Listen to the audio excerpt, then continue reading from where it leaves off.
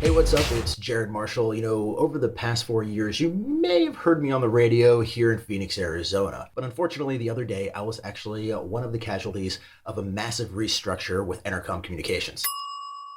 This isn't one of those videos where I'm like harboring ill will or want to say, damn the man. That's not the case. I've been incredibly blessed to do the things I've done over the last 4 years at Camel Country 107.9 in Phoenix, Arizona, with winning ACM awards for Radio Station of the Year, Country Thunder, 8-Man Jam, Not So Silent Night, going to Disneyland, raising so much money for St. Jude.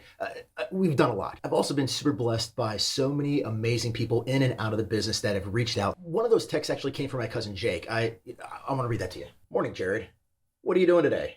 Hitting the river, taking a swim in the pool, video games, taking the Jeep out? Yeah, and more.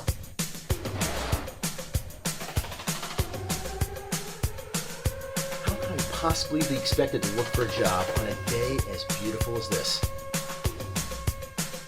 Life moves pretty fast. If you don't stop, look around every once in a while, you can miss it.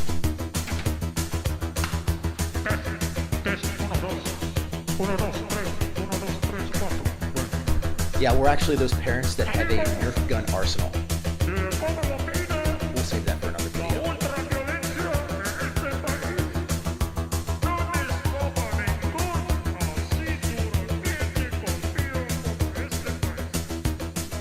I alluded to it earlier, I harbor no ill will to my former company. On the contrary, I'm actually pretty blessed to have had the opportunity to work for Camel Country for the last 4 years. I've really been kind of quiet on social media since I was let go, and this is one of the first pieces of content that I'm putting out for everyone to see. And I'm working on an upcoming video where I'm gonna go over some of my favorite moments from over the years working at Camel Country, and I'm also gonna talk about, why I was let go, and also just really, I wanna mention some of the people that reach out to me whenever it happened, because there are some people that you wouldn't expect to have reached out that just said some things that truly touched my heart. Not just listeners, not just people in the business, but also local companies as well, like Earnhardt. When I say I'm proud to be a part of the Earnhardt family, that's not just lip service. It's amazing the way they treat their employees, their business partners, and their customers. Right now, I'm actually driving my Jeep Wrangler Limited that it's really my dream car, and I never thought I would have been able to get into it. When they heard what happened, they actually reached out to me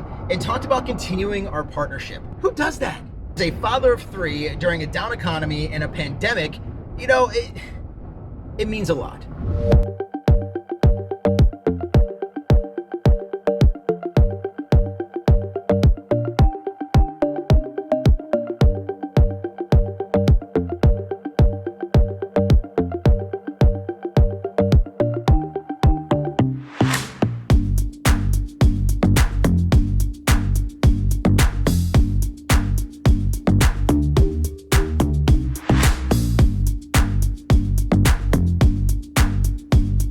All right, I'm not making fun of the guy, but did you really think he was going to make it under the tent?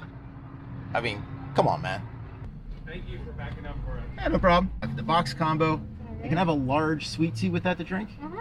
Anything else? An extra sauce. You want extra sauce? Yes. Can I get a name? Jared. Thank you very much. There are few things in life that I love more than sweet tea. Friends, family, baseball. This is up there.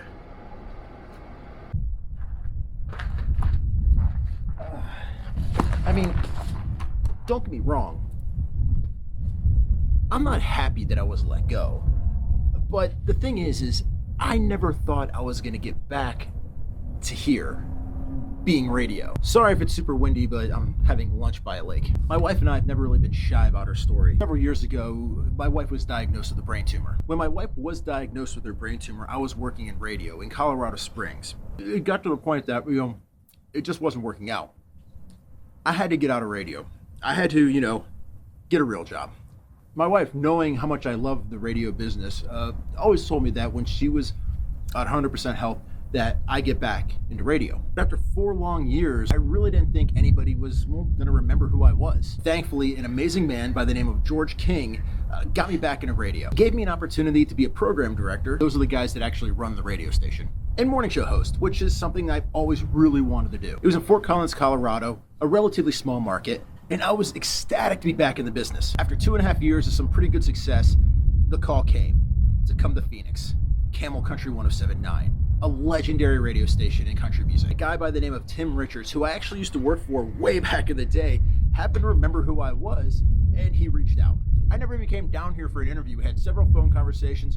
I talked to a couple people at corporate. Next thing you know, my family and I are packing up a moving truck and we're moving down to Phoenix. Phoenix was always the place we wanted to end up. We absolutely love it here.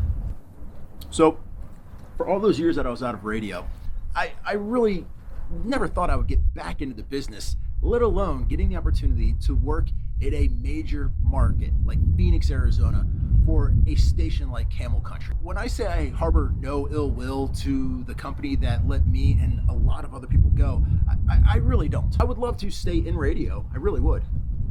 But there's no telling what the future holds. I've been out of radio before. I can do it again. It's not what I want to do, but, well, you never know. Man, I love Canes. Hit me up, you know, want to work together.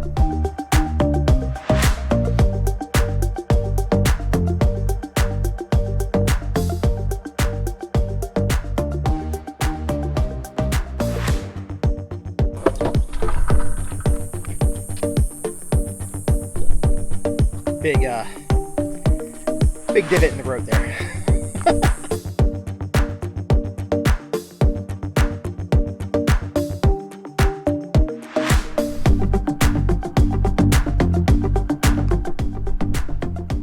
Oh yeah, got a little excited. COVID.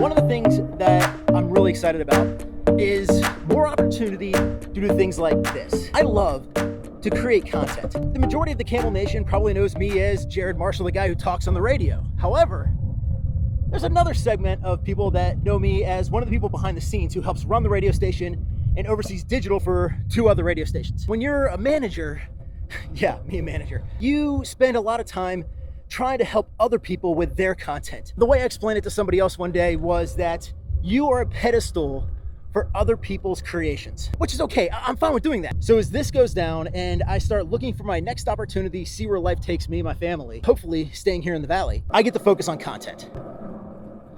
Making sure I don't have a car. This road's like closed. It's like a close road. My wife and I have already started a podcast. It's called Attention Deficit Parental Disorder. It's available wherever you get podcasts like iTunes or even Spotify. It's essentially a married couple talking about being a married couple and, well, dealing with the challenges of one of them, her, dealing with severe ADHD. It can be a challenge on both spouses. I'm also looking forward to the opportunity to make more videos like these. I'm also going to try to take some time to highlight some of the amazing stories I've captured over the last 4 years. With me focusing on other people's content, I wasn't always able to share, my perspective of a lot of these shows and events that we had the opportunity to put on. When you don't know what the future holds, it can be really scary, but it can also be really exciting. Right now, I've got that knot in the bottom of my stomach, that knot that you get when, are you really nervous?